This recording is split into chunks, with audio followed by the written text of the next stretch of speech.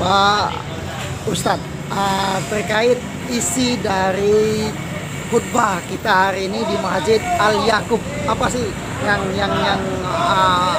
kita sampaikan ke jamaah khususnya Islam yang ada di Indonesia?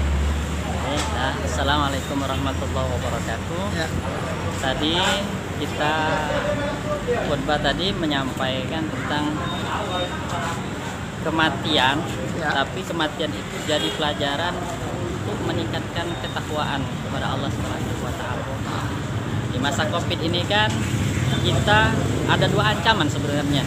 Ancaman pertama ada ancaman dunia dan ancaman akhirat. Ancaman akhirat itu sudah lampau, sudah lalu, dipesankan oleh Nabi kan. Ya. Katanya yang tidak sholat bakal kena siksa, yang meninggalkan sholat bakal kafir dan penuh dengan siksaan di akhirat nanti. Ya. Itu ancaman sudah lama, tapi ancaman dunia ini sangat takuti, bahkan seluruh dunia ketakutan. Ketakutan ya. Padahal cuma masker. Ya. Masker kan cuma antisipasi agar tidak kena. Padahal kematian pasti menjemput itu kematian. Benar. Jadi kematian ini kata Sayyidina Ali, ajibtu liman nasyal mauta fa huwa yaral maut. Ngapunian umat manusia ini galau-galau ini takut dengan dia jingok wong mati tapi dia tidak takut. Kaki ke dia nak mati juga.